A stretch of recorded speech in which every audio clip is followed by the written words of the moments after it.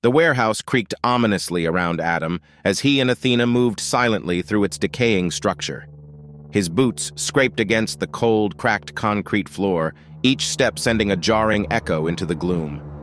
The air was thick with dust and the scent of rusting metal.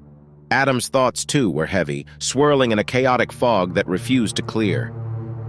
Suddenly, a memory assaulted him, striking like a sharp blade. He gasped, stumbling forward, clutching his head as the vision overtook him. He saw himself standing in a sterile lab, white lights gleaming off spotless surfaces. Nathan, Prince, and Mycah were there, each one wearing expressions of quiet calculation.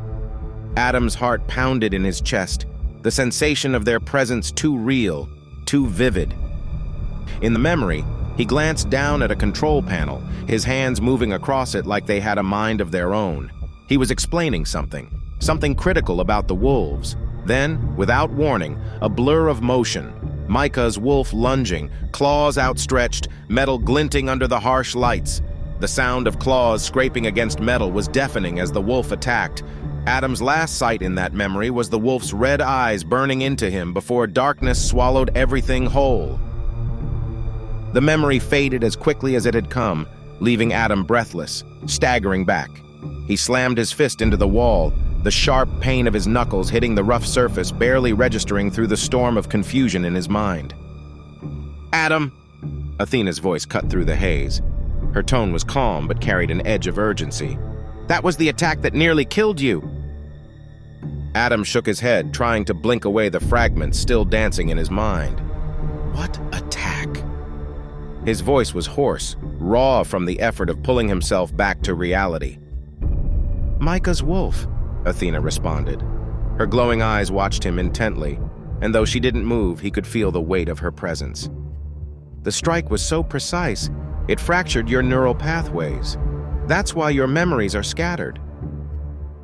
Adam's pulse quickened as he tried to force the memories back, to grasp at the edges of the fractured images. Nothing. His mind was a dark void. He clenched his fists, jaw tight. The feeling of helplessness gnawed at him, more oppressive than the looming threat of death. "I can't remember any of it," he hissed. "Nothing makes sense." "You will," Athena reassured him, her voice steady. "But it will take time. The trauma was severe, and your enhancements are still in the process of repairing the damage. You'll recover." Time?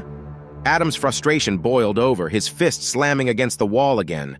The clang echoed through the abandoned warehouse. "I don't have time, Athena. We don't have time." His breath came in ragged bursts, each one heavier than the last. Athena was silent for a moment. She stepped closer, her metallic frame gleaming in the low light. "You built Olympus for situations like this. 75 miles, Adam. Once we reach it, the systems there will help restore your memories and your mind. It's your safe house, your sanctuary." The mention of Olympus sparked something in Adam, but it wasn't hope. It was confusion. He looked at Athena, disbelief etched across his face. "I don't even remember why I built that place. Hell, I don't remember building it at all. How do I know I can trust what's waiting there? How do I know I can trust you?" Athena's eyes locked onto his, her gaze unwavering.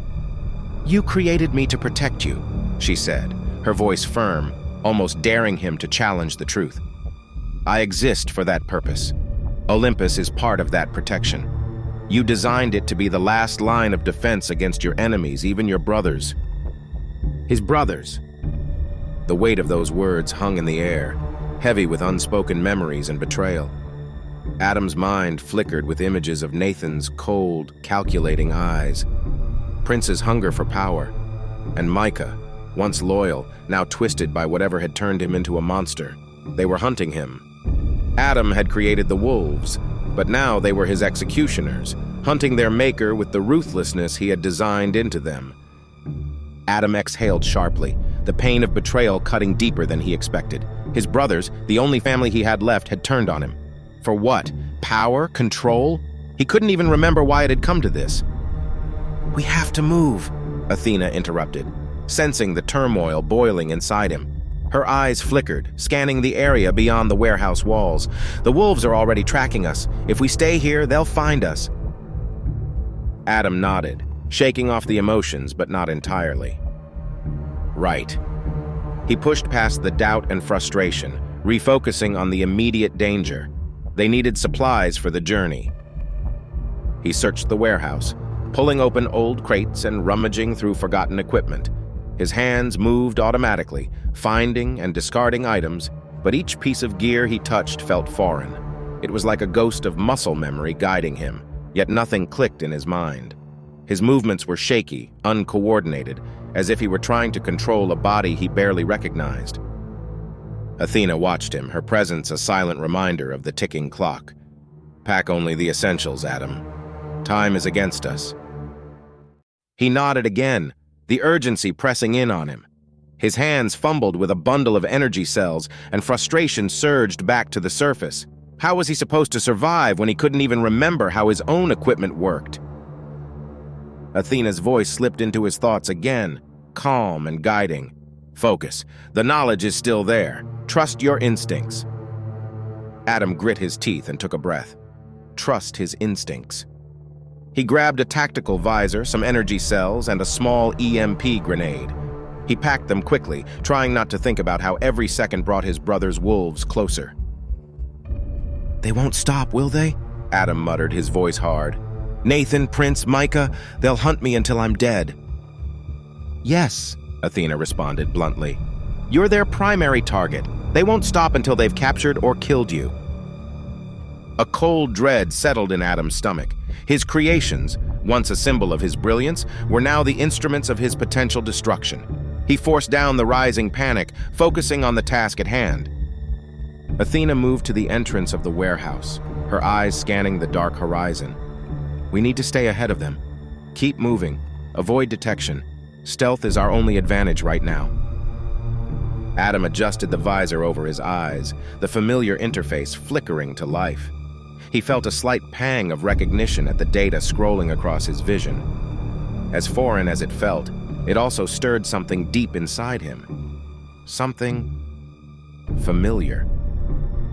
They stepped into the cold night air, the wind biting at Adam's face as it whipped through the rusted remnants of the industrial district. His heart raced as he tried to push the anxiety down, but every step felt like a march towards inevitable doom.